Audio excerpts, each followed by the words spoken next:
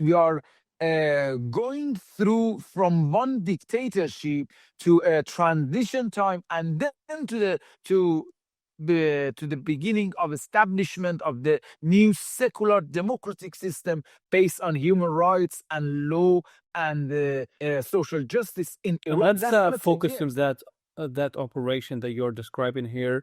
The people that are waiting on the border. What numbers are we talking about? I mean, also, which kind of ammunition do they have? This is crucial, after all. They've been weaponized by America. As far as we understand, the numbers is let's not talk about the numbers. The numbers are good numbers, which we needed. We don't need that many. We need about maybe 5,000 people, 6,000, and we have more than that now.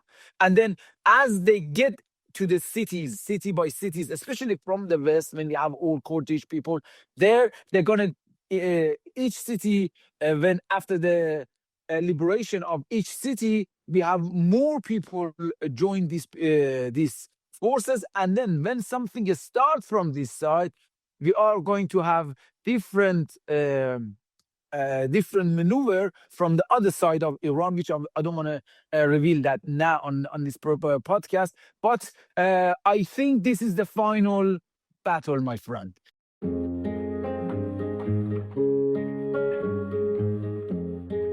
Hello and welcome everyone to another episode of East to West, and today we're still talking about the current situation in the Middle East and the war between the US, Israel and Iran. And today we have Vahid Beheshti, a political activist and the founder of Iran Front. Hello Vahid. Hello, and hello to all your viewers, and thank you for having me on your podcast. Vahid, we're speaking just a few days after the killing of Khamenei. How do you think that will affect the revolution, the protest in Iran? First of all, I would like to, before I start, honor tens of thousands my fellow compatriots who sacrificed and their lives not only in past few uprising, in all the 47 years that they fight with this regime, and they not only for Iran and Iranians, but for all of us, for all the people in the region, but for the people in Israel, for the people across entire world. So the death of this, I don't even, I cannot call him human. This creature was was an event that Iranians, not only Iranians, people in region, people in Israel, they were waiting for this moment.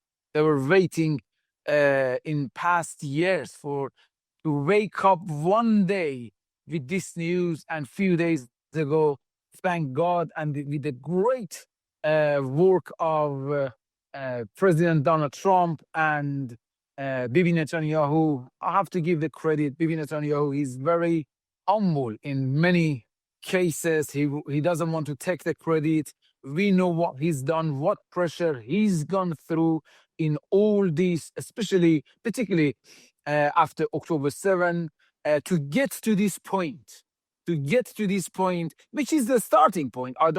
It's not finished. To get rid of the head of the octopus. There are tentacles yet left. We got a lot of work to do. We got a lot of work, especially on the ground through Iranians. But this was a great start. So this operation starts with an elimination of the head of this octopus of barbarism and terrorism, which was very, very successful operation. I cannot describe the feeling of Iranians. It's really hard. They were dancing. You saw the images in Tehran when they heard this. Firsthand, it was from Benjamin Netanyahu. He didn't confirm it 100%. He stated, we have some signs that Ali Khamenei is not alive anymore. Then we had one source in Israel. He said that says he saw the picture of him and he's dead. Then President Trump confirmed that. then people in Iran, you saw the images, of course, they came out. Aren't they afraid? Aren't they afraid of the Basij, of the regime to come after them? We passed that level, my dear. We passed that level. Only in 8 weeks ago, in recent uprising, they slaughtered 100,000 people. My cousin, Arash Beheshti, was shot dead in Tehran. My other 3 cousins, they were executed. My best friend, Ruhollah Zam, 4 years ago, they killed, and my family friend. They kidnapped him from France. They took him to Iran through sham trial. After 1 year, they hanged him. We pass through these things. We have nothing to lose anymore. We have nothing to lose. That's the conversation of Iranians. So we The know branches that you're talking to, are they waiting for, quote unquote, the order from President Trump? Because he's saying that it's not safe for them yet, but are they really listening to him and waiting for that? Yes, definitely. And that was my first message to all the people who are in contact with us, because I'm in contact with different leaders of the diversities in Iran. When I'm talking about diversities, I'm talking about religious, ethnic, and political diversities. And we found Iran Front, established Iran Front with the request of them. So on the first day, first few minutes after the attack started, my first message to all of them was that the leader, the top commander of this operation, it's President Donald Trump. We all, because he's got the view of all the different sides and angle of this operation. So we need to listen. We need to listen to him first. He asked people to stay at home. It's not safe yet, and this is the very, very right advice. That's the best advice. So they don't need to come out yet. But we have to wait for Israel and America. If the other countries join them, I hope they join this great action of these 2 great countries. So we have to wait until the operation finish, at least in one level, and then we have. I've got good news, which we have our ethnic Kurdish, Baluchis, and Arabs, which they have been trained and weaponized. They are ready on the border from Iraq. They are waiting for the green light of President Donald Trump to enter the country. So then we gotta have some kind of a Syria model. It's not going to be some kind of scenario close to Venezuela. It's going to be very close to Syria. So these ethnic groups, they're going to start from the west part of Iran, coming city by city. And as they come and clear each city and free each city one by one, people and different sources, they're going to join them until they get to Tehran. It's going to take them. There has been some reports confirming that Israel and the US did actually target that border between Iran and Iraq. Do you think that it was for that purpose? Definitely. So if we get the air coverage, then soon I think these forces, they can, because you cannot overthrow this regime only through air attack. That's not possible. That's because they prepared themselves for these days. We got a lot of work, as I said in the beginning, on the ground. This is not going to be easy task. We are going through from one dictatorship to a transition time, and then to the beginning of establishment of the new secular democratic system based on human rights and law and social justice in Iran. Let's focus on that operation that you're describing here. The people that are waiting on the border. What numbers are we talking about? I mean, also, which kind of ammunition do they have? This is crucial, after all. They've been weaponized by America. As far as we understand, the numbers let's not talk about the numbers. The numbers are good numbers, which we needed. We don't need that many. We need about maybe 5,000 people, 6,000, and we have more than that now. And then as they get to the cities, city by cities, especially from the west, when we have all Kurdish people there, they're gonna each city.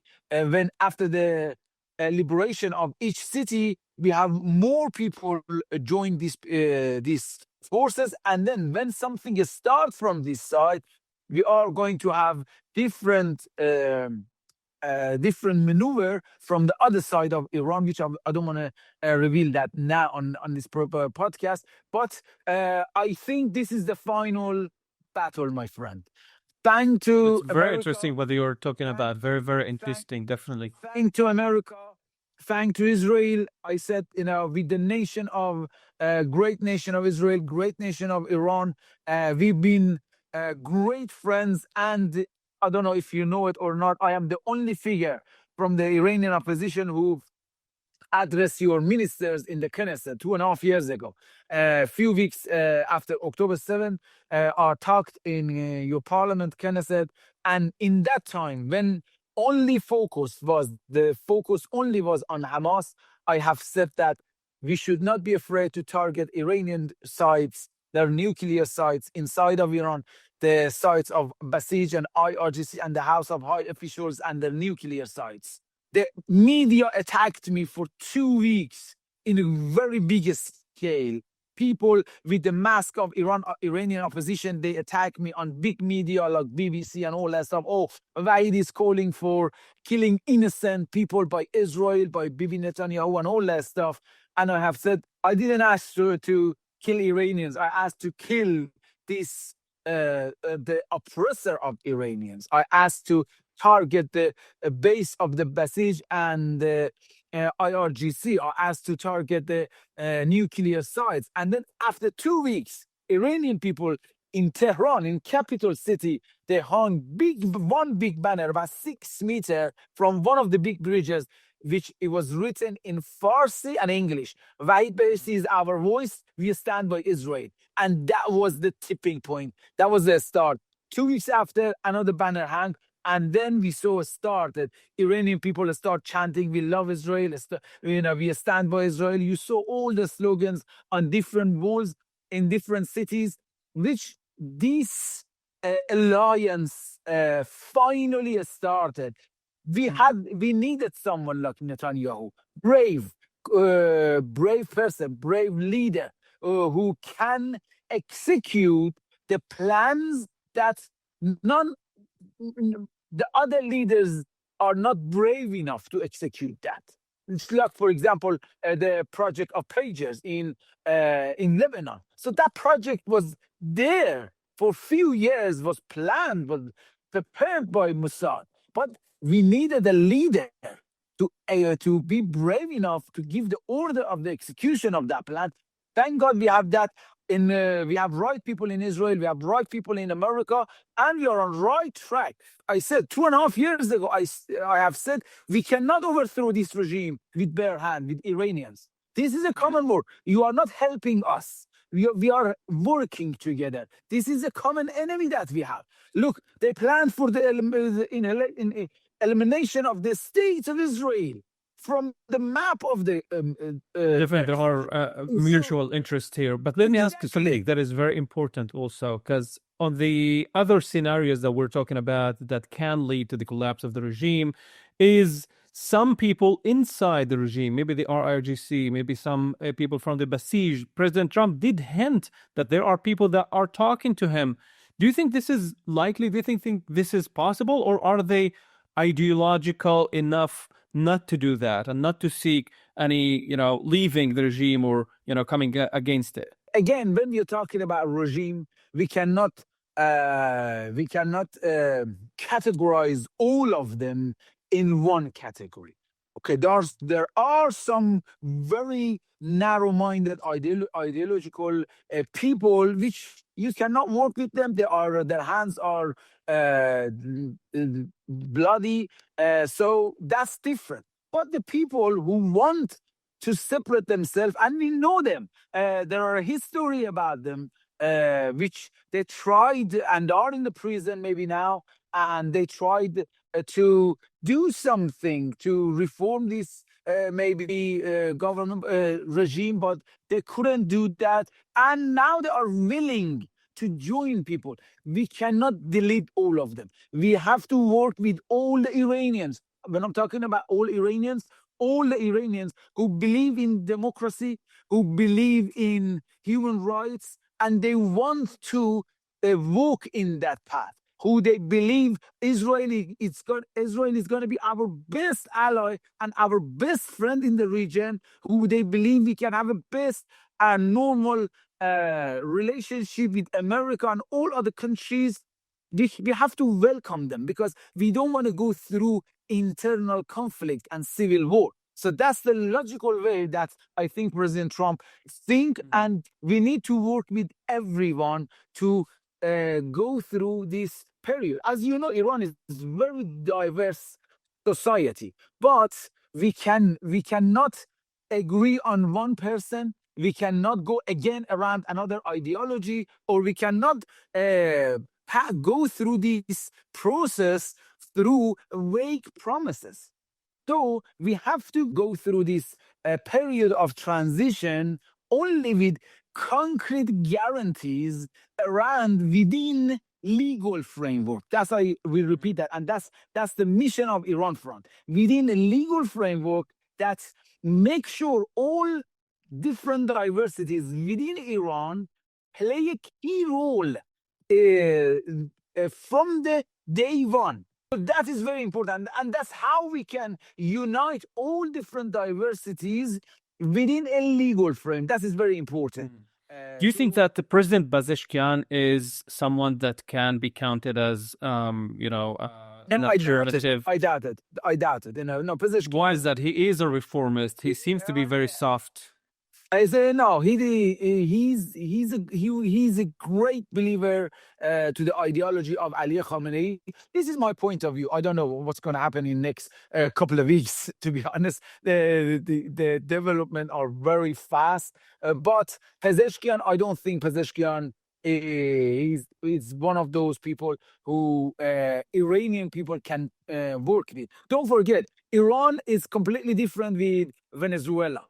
So these people killed 100,000 of my fellow compatriots just 8 weeks ago, and Pezeshkian was one of those oppressor who defamed this brutality and the crime against humanity, which is unprecedented since World War II. Killed more than 100,000 people in 3 days and wounded 500,000 people in 3 days. Go into the hospital with a direct order of Ali Khamenei and give it shot them dead, the wounded one under the hospital bed. So finish them on the hospital bed. This is something which Pezeshkian defended. Arakchi defend this action, and these people who are at the in the current government, they defend this. So, but there are other people which I can see that Iranian people can agree to work with them. And President Trump, I think. Do you think that you can give us No, names? it's better to not reveal their names, because of their security. Because at the moment, don't forget, it's not finished yet.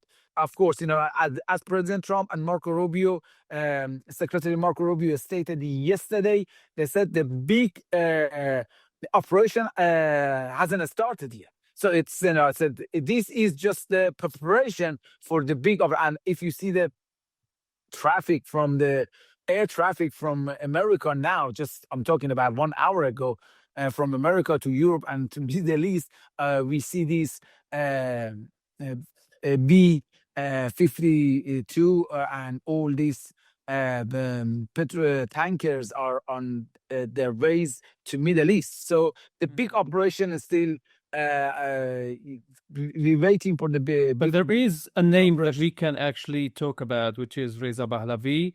How likely do you think that Iranian could at least rally around him? Not talking, of course, about supporting him fully, but at least rallying around him in terms of transitional government. Reza Pahlavi, he's the leader of monarchists. That's the title he's carrying. He's the son of the former Shah of Iran, and don't forget, when we are talking, we have to be realistic. When we're talking about Iran, we cannot base on conclusion on some of the rallies and some of the videos that we see. So when you enter to Iran, Iran is very diverse country. So of course it's got its own follower. I have big respect for him. You know, when I was on Hunger Strike here, Reza Pahlavi and Ms. Shirin Ebadi, on the 5th day of my Hunger Strike, when no one knew I'm here, they were the one who came and visited me here. So, but if you want to be realistic, all these diversities cannot rally around an individual. They can united and unify around the law. That's the only around the system that they can see themselves inside of that. Whatever we do, end of the day, Reza Pahlavi carrying the title of monarchist, and there are lots of different groups which they are not even agreeing with that, they are against that. So it's good. He's doing a great job, but for his group. Mm-hmm. All right, Vahid, thank you so much for being with us. We appreciate that you're giving us your time. Definitely very, very traumatic time in the Middle East, and definitely for your people as well. Thank you.